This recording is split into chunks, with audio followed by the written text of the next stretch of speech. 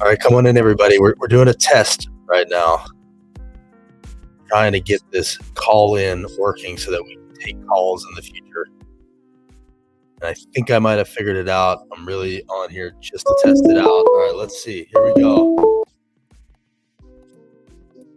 Hello? Hello? Are you there? Yeah. You hear me now? Can you hear me? I hear you. I can hear you. I could actually hear you last time too. You were just on the. I was listening to the audio, which was a little bit delayed. So sorry, that was partly my fault too. No problem. All right, there's two parts to this though. So I can hear you. Now we need to know from people who are watching, can you hear the caller? That's the other part of this that I have not been able to master yet. I need to know if you guys can hear the caller. Can somebody tell me if you can hear the caller? Caller, let's start by saying this. What's your name? Where are you calling from? My name's Noah. I'm in Knoxville. Noah, Chase is telling us he can hear you. This is fantastic. All right. Yay. Noah from Knoxville. Everybody's telling us you can hear. This is awesome. If we can do this going forward, this is going to be very exciting. Chase, good to hear from you. All right, Noah, you called to talk to us about the CNN piece last night. I couldn't hear you before. I hear you now. What do you have to say about the CNN piece last night? Did you feel like it was useful or did you feel like it was kind of damaging? Oh, it was very damaging. But it was a little bit, I'm going to take it in a different direction, which I don't think many people do take it in. And I think there's a danger, and we saw it last night, with weaponizing civility. And I think what happened was, like, Van Jones, like, he saw these equal sides on both sides. Everybody was very civil. They were just trying to find, common ground. But he sort of made the Joneses an exception because they were sort of a little bit more radical. They were outliers. They were activists. So that's why he kept setting them apart. And it was sort of like saying to sort of the more centralist viewers, these people are fine, but let's look at these people who are talking civilly, because those people are the people who are really trying to work together. Mm-hmm. And it's so destructive because, I'm sorry, that is essentially how fascism justifies itself. It's like we're seeing that getting pulled further and further to the right, this reaching across the aisle and trying to find common ground on both sides, where the right does not budge, but like just the center just keeps moving further. And then the people who are just trying to get people's voices to be heard get left behind. So I'm sorry, I was just wanting to say that. And that's what frustrated me so much about last night. I think that's a really interesting point, and I like the phrase that you use, weaponizing civility. It feels like that is something that we're seeing all across the country, but especially here in Tennessee. So what you're saying is you felt like the Justins were sort of portrayed as these extremists, and that's helping the fascist point of view because that's exactly what they try to do all the time.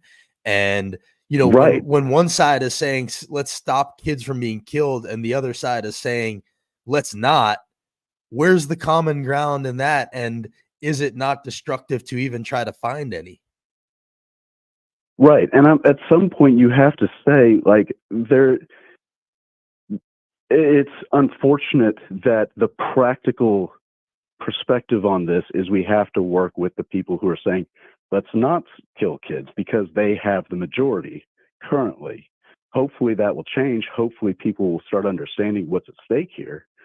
But currently, like, you have to find common ground with them. So they have to put the Justins on the outside.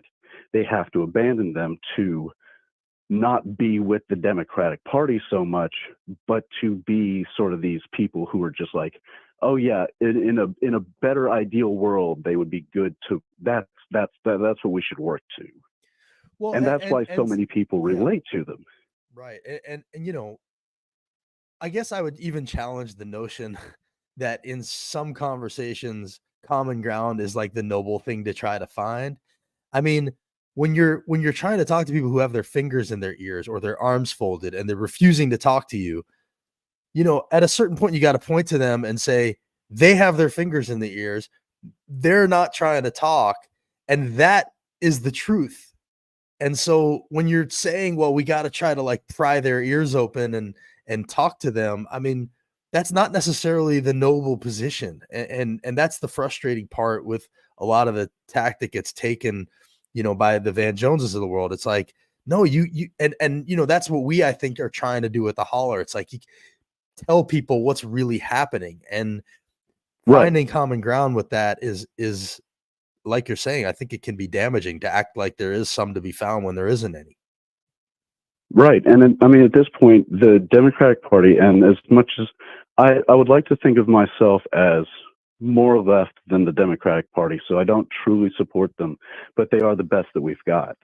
And being that that's the case, I really think it's almost a failing of the Democratic Party to keep doing this reach across the aisle type thing, instead of saying, like, oh no, they are dangerous. And as much as we will try to work with them to get legislative passed, because they don't want it, they want to deregulate everything. But as much as we're trying to govern, and we need them to do that, we want to replace them, and we have to do that. But they're not taking that effort. They're just wanting to remain they're as conservative as the conservatives used to be.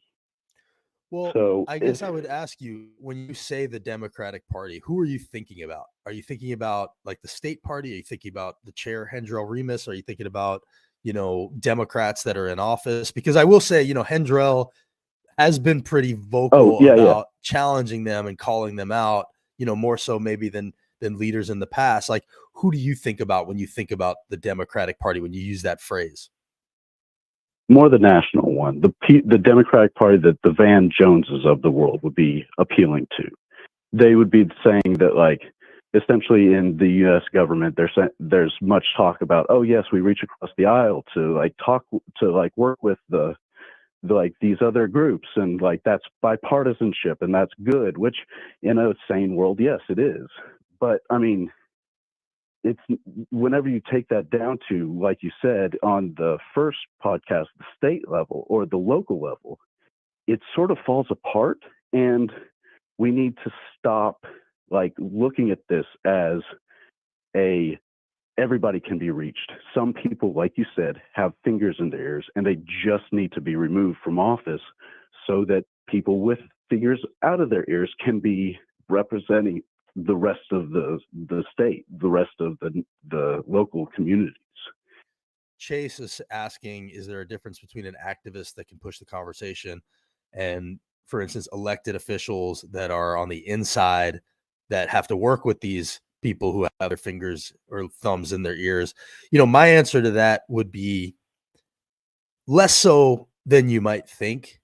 My opinion is that we need people on the inside making the points that you're making and pushing the narrative to that place, as opposed to playing nice, for lack of a better term, with people who aren't being nice, So I think there probably is a line to be drawn between what activists can do and what, elected officials can do. But part of why I'm excited to have the Justins in there and Gloria and people like Afton getting in there is, I think we need more people on the inside saying exactly what you're saying. How do you feel about that?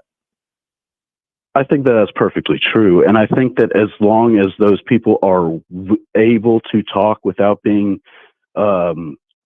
without the other side looking for ways to shut them down. For example, whenever one of the Justins will say some things like, this has become a Nazi rally, essentially, and them saying, oh no, that's out of order.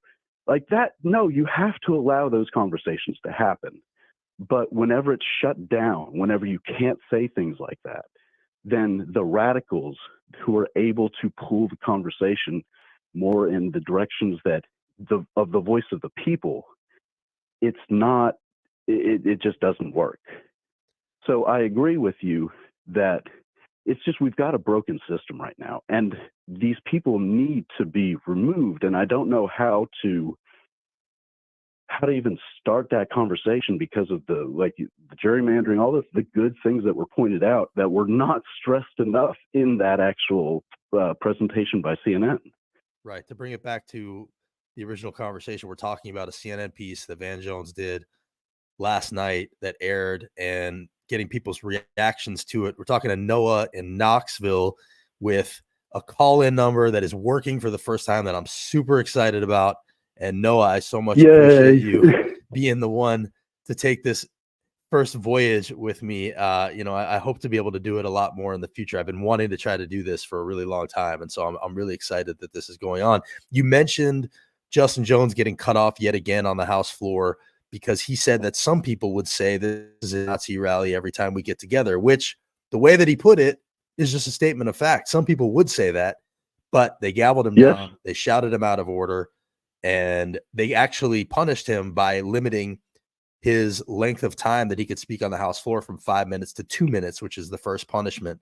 So, we're already seeing them limiting, stifling debate. Like you said, you need to be able to say that stuff because frankly, it's the point that was being made by a lot of people after that march that happened in Nashville a few weeks back. I mean, the Nashville Scene wrote about it. People were asking about it at press conferences. I mean, I was at a press conference with Bill Haggerty where every single member of the media asked that exact question. And then when Justin says it on the House floor, he's punished. So I think it's just another example of how debate is being stifled in Tennessee. And I think you're right to bring that up. Noah, thank you so much for this call, man. I really appreciate you doing it. I hope you'll keep an eye on us and call back again down the road because it's great to have you on here. Absolutely. You're doing great work. Thank you so much for bringing a voice to all this that is being sort of left behind. I hope these calls work well for you in the future. Thanks, Noah. You're a rock star, man. Thank you. Appreciate it. Take care. Yeah. All right. That was Noah in Knoxville. This worked. So excited about that. I see you guys are saying Dems need to be holding press conferences every day because they're not getting the chance on the floor. I would say on some level that's true, although I do know that there can be kind of like if you do it too much, it becomes like white noise and people don't listen. But that said, maybe more than once a week because a lot of times something will happen on a Friday and then by the time their Thursday press conference rolls around, it's old news. So I do think staying on top of things is important. I also think legislators are their own best press outfits. So they're doing this all the time. They need to be doing live streams. They need to be on social media. Too many of them are not. It's really important. Bill by bill analysis for sure. We try to do that. Problem is there's just so much. I mean, we're a fire hose of nonsense at the holler and we miss 90% of what happens. I mean, we're constantly scrambling to keep up. There's the phone number, 615-395-2016. I'm going to keep the line open a little bit longer in case somebody else feels like calling in, saying whatever you feel like saying. Mainly, we're talking about the CNN Van Jones show from last night. But if you have anything else you want to talk about, feel free to call and talk about it. I'm just excited that this phone number is working. And I really thank Noah from Knoxville for being the first one to jump on. There's so much happening. Absolutely. Sarah says hi. Again, 615-395-2016. I'm going to give you guys one more minute to see if anybody wants to call in. And otherwise, I'm just going to chalk it up as a victory that Noah's call worked. And really excited to be able to have this going forward because I think it'll be a great tool to hear from you all. I mean, one of the things about the holler is we're trying to amplify voices from around Tennessee that may not have a way to be amplified in any other way. So, that's what I've been excited about the holler over the past 5 years. And now with a call-in number, maybe we'll be able to do that even more. So again, 615-395-2016. I'm giving you 30 more seconds in case anybody out there wants to call in. No pressure. But if you want to do it, now is the time. Otherwise, we'll open the phone lines back up another time.